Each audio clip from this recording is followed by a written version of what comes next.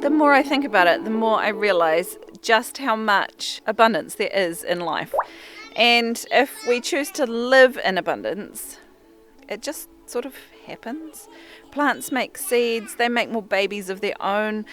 Plants will die and break down and become amazing soil to help something else start living. So this is the time of year where I wander around and gather seeds and gather cuttings and look at plants that I want to move or ones that I want to put into pots and move those because the weather's cooling down here. It's not springtime here like it is in a lot of the rest of the world.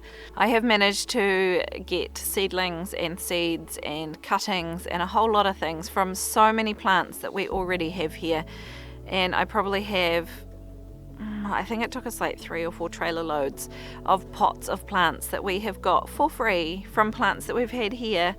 And it hasn't hurt these plants. These plants are all still fine. They're still producing, all still doing just fine.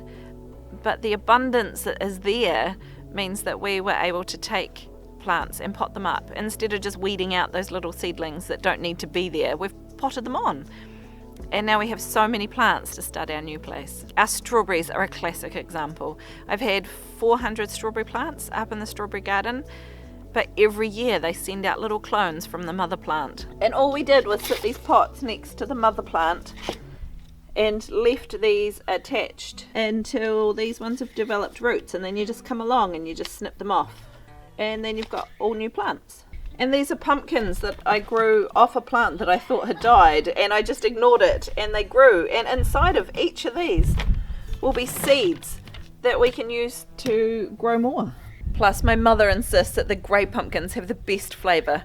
I personally don't like pumpkins at all, but I share them, and so I may as well grow the ones that people like to eat. And when we started our food forest up here, one of the first things I threw around was some field peas and some tick beans, and I harvested the peas and the beans from those plants that grew, so I have more to get started again. You can't find the toothpaste? It's up the shower. It is up at the shower. Why did Mummy put the toothpaste up at the shower? You made a massive mess with it, didn't you? Yeah. This is some yacon that my friend grew, and she gave me, and a whole lot of weeds.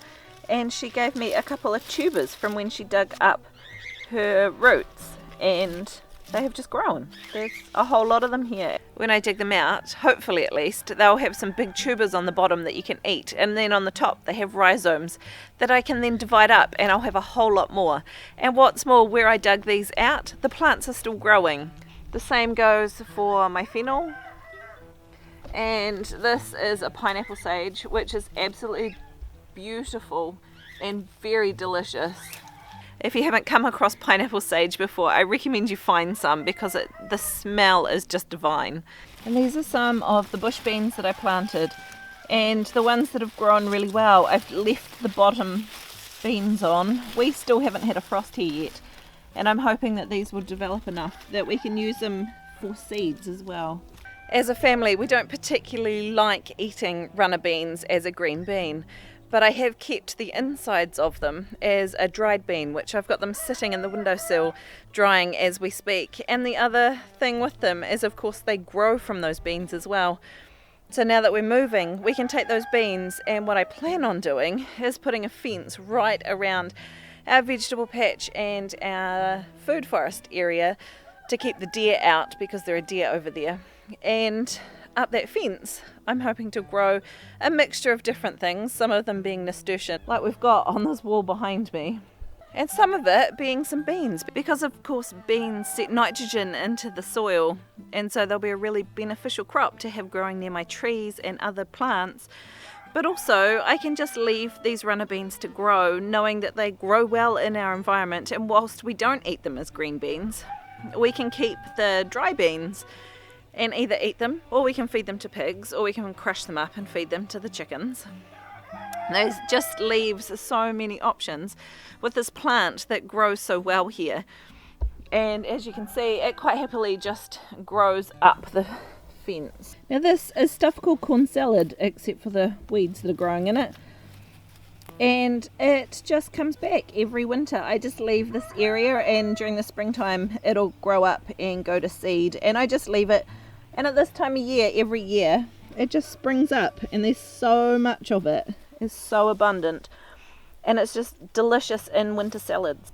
And earlier in the season, this was full of peas. Early springtime is usually when I grow peas here. And once we had finished harvesting everything, I just crushed the pea straw, I guess you call it, the pea plants, crushed them all down and used them as a mulch over the top of the ground so that I could grow some brassicas up through it. And here we are about 6 months later, and all the peas that obviously I had missed are now regrowing, and I haven't even had to plant them. And these pea plants here, they may or may not throw some peas before the cold weather gets them, but there's just so many of them. And this nasturtium is just insane. Not only is it really beautiful, and it helps attract the cabbage looper butterflies that like to attack your brassicas. So these act as like a decoy plant and attract them over there. But also the flowers are edible, and the bees love them as well. You can harvest these little seed pod things, and you can pickle them like capers. And not only that, nasturtium is actually a really strong natural antibiotic and antiviral, so I do make like a herbal medicine from them as well, and put them in a tincture. And the leaves and the flowers are great added to salad too, and they just keep regrowing. So next time I won't be growing them in my vegetable garden. I'll probably put them in a food forest or something like that, because these ones just keep regrowing. They just are so generous with their seeds, and they just keep throwing them on the ground.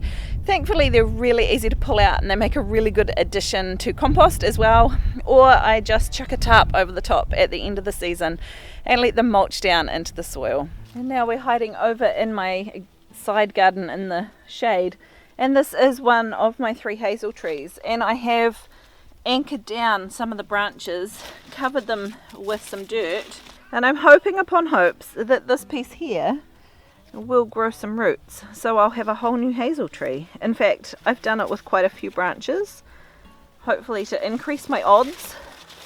I'm hoping that I will have some trees to take with us to the new place. And all that is done without destroying the other tree. Nature is so abundant, and it loves to make more of itself.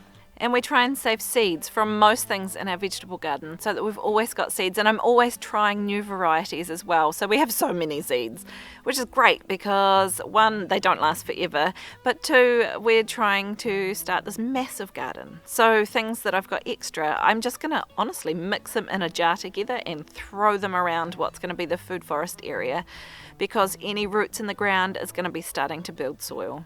Oh my goodness, this makes it so easy. Look, I want peas. Oh.